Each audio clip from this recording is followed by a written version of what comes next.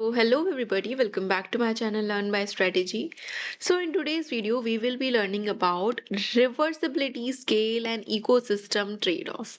बहुत ही interesting topic है और बहुत ही छोटा सा है, ज़्यादा बड़ा नहीं है और ज़्यादा कॉम्प्लिकेटेड भी नहीं है। ठीक है, स्टार्ट करते हैं। सबसे पहले टॉपिक का नाम समझने की कोशिश कर रहे हैं कि है क्या। देखो यार, इकोसिस्टम सबसे पहले देखते हैं। हम सबको पता है इकोसिस्टम क्या है।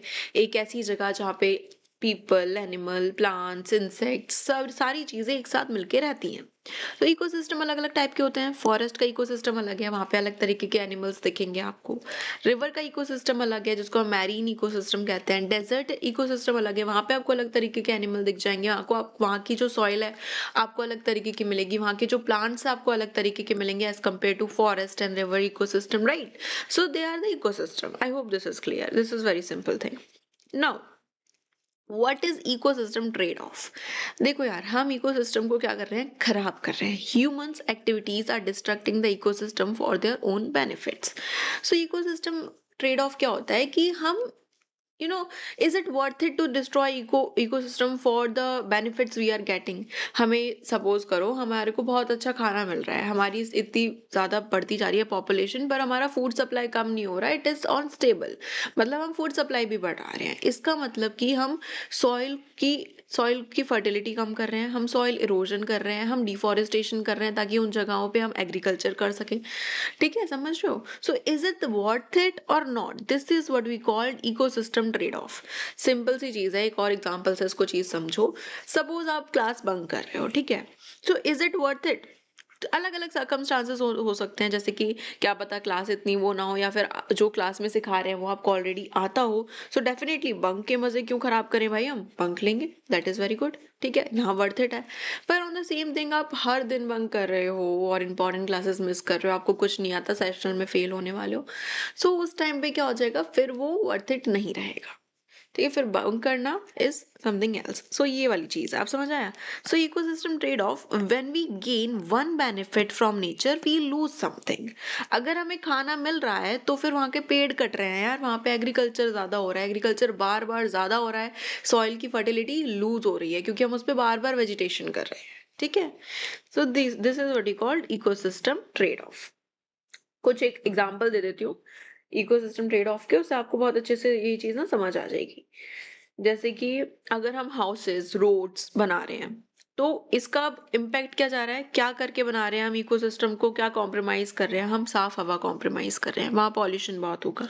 बायोडाइवर्सिटी कहाँ जाएगी, क्योंकि हम फॉरेस्ट को कट कर देंगे तो बायोडाइवर्सिटी कहाँ जाएगी, तेल लेने। तो ये वाली चीज है, इस कॉस्ट पे हम डेवलपमेंट कर रहे हैं। सो इज इट वर्थ इट और नॉट, ये चीज हमें पता लगाना बहुत जरूरी है। इज इट फेयर, ठीक है, इज इट फेयर और नॉट, गिव एंड टेक। अब रिवर्सिबिलिटी स्केल की बात करते हैं। देखो यार, बहुत ही सिंपल सी चीज है। आपने इकोसिस्टम को कितना डैमेज करा है, क्या वो इजीली रिकवर कर पा रहा है या नहीं कर पा रहा है, इसको हम कहते हैं रिवर्सिबिलिटी स्केल। इसको भी एक बहुत ही अच्छे से एग्जांपल से बताती हूँ। एक रबर बैंड देखे ना आपने, रबर बैंड कैसी होती है, आप उसको थोड़ा सा खींचो, ठीक है, उसको थोड़ा स्ट्रेच करो। अगर आपने थोड़ा ही करा है फिर आप उसको छोड़ दोगे तो it will come back to its normal position, उसको ज्यादा इम्पैक्ट नहीं होगा, वो अपने आप अपनी ओरिजिनल पोजीशन पे आ जाएगी। आपने उसी सेम रबर बैंड को अब थोड़ा और स्ट्रेच करा, तो अब क्या होगा, उसकी जो फ्लेक्सिबिलिटी है वो लूज हो जाएगी। ठीक है, उसकी इलास्टिसिटी लूज हो जाएगी और वो थोड़ी लूज हो जाएगी। जो रबड़ है वो अपनी ओरिजिनल स्टेट पे नहीं आ पाएगी, बट स्टिल कुछ तो कम हो ही जाएगी। ठीक है, थर्ड सीन है कि आपने उसको इतना खींचा कि आपने उस रबर बैंड को ब्रेक कर दिया बीच में से, तो अब तो वो अपने ओरिजिनल स्टेट पे किसी भी कीमत पे आ ही नहीं सकती है। ठीक है, कितनी कोशिश कर रहे हो अपनी ओरिजिनल स्टेट पे नहीं आएगी भाई।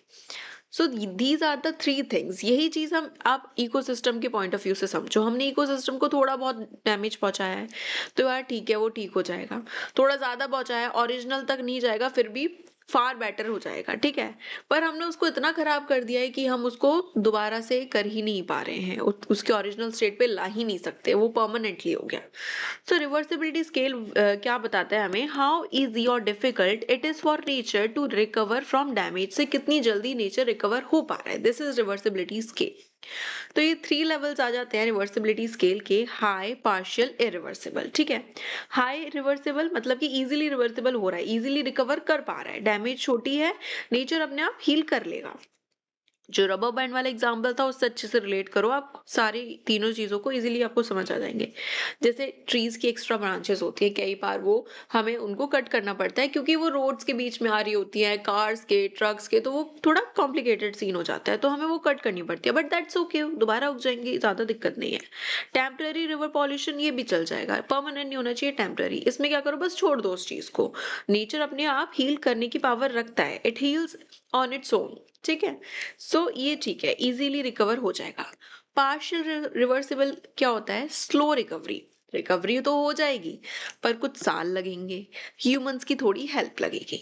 जैसे अगर हमने डिफॉरेस्टेशन कर दिया एट दी लार्ज स्केल, तो हमें क्या करना पड़ेगा, सबसे पहले तो डिफॉरेस्टेशन को रोकना पड़ेगा, दूसरा हमें रीप्लांटेशन करना पड़ेगा और पेड़ लगाने पड़ेंगे, समझ रहे हो। सॉइल इरोजन कर दिया है, जहाँ सॉइल इरोजन हुआ है वहां पे हमें कुछ स्टेप्स लेने पड़ेंगे, हमें वहां पे वेजिटेशन रोकनी पड़ेगी। ठीक है, सो कुछ स्टेप, मतलब इसमें भी क्या होता है, एनवायरमेंट आ जाएगा अपनी back to original position, but इसमें टाइम लगता है, कुछ ईयर्स लगते हैं, ह्यूमंस को अपने एफर्ट्स देने पड़ते हैं थोड़े से, ये चीजें होती है। अब next, third and last is irreversible, कि भाई परमानेंट डैमेज कर दिया, अब तुम उसको रिवर्स कर ही नहीं सकते, nature can not return to its original state. कैसे, जैसे कि स्पीशीज एक्सटेंशन, मतलब कि स्पीशीज ही खत्म हो गई, तो अब हम उन्हें क्या बचाएं जब रही ही नहीं है, अब उनको हम दोबारा ला ही नहीं सकते। माइनिंग पिट्स, एक बार हो गए तो हो गए, उसको इरिवर्सिबल है। क्लाइमेट चेंज इम्पैक्ट्स, ये रिवर्सिबल है, हम इसको अब चाहकर भी रिवर्स नहीं कर सकते, चाहे हम कितने भी प्रोविजंस ले लें, कितने भी हम लॉज बना लें, ये चीज तो हो गई है भाई, इसको अब रिवर्स नहीं कर सकते। तो these are some example of irreversible changes. ठीक है, समझ आया। अब आप सोच रहे होगे कि क्या यार, क्या मतलब ये और ये कहाँ एक साथ कैसे ज्वाइन हो रहे हैं, लिंक क्या है इनके बीच में। देखो, सिंपल सी लिख देती हूँ एक लाइन, तो मुझे समझ आ जाएगा। If trade off cause reversible change damage, मतलब कि वो डैमेज इतना डैमेज कर रहे हैं कि वो दोबारा से रिवर्स हो जाएगा, तो एक्सेप्टेबल है, ठीक है भाई, हमारी डेवलपमेंट भी हो रही है और हमारी चीजें भी सही है, हो जाएगा एक्सेप्टेबल। पर अगर ये ट्रेड ऑफ क्या है, इरिवर्सिबल है,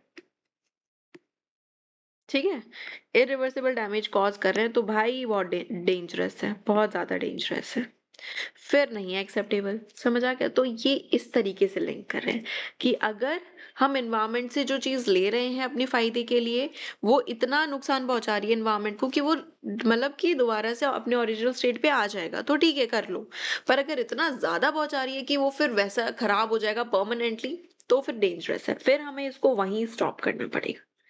ठीक है, रिवर्सिबिलिटी स्केल हमें क्या बताता है कि नेचर जो है कितना डैमेज हो गया, कितनी जल्दी रिकवर हो रहा है, और इकोसिस्टम ट्रेड हमें ये बताता है कि हम क्या गेन कर रहे हैं और हम क्या लूज कर रहे हैं, हम क्या खो के क्या पा रहे हैं, समझ रहे हो। मतलब पेड़ काट के हमें जो इलेक्ट्रिसिटी, वुड्स, फर्नीचर ये मिल रहे हैं, are they worth it.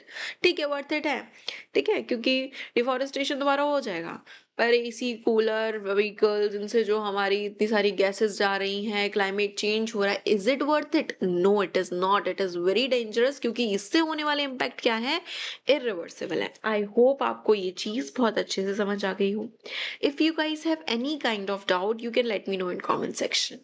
Thanks for watching guys, and अगर आपको और कोई टॉपिक समझना है, any topic you want, just comment below my video, I will make next video on that topic. Okay, so yeah, that's all for today. Thanks for watching.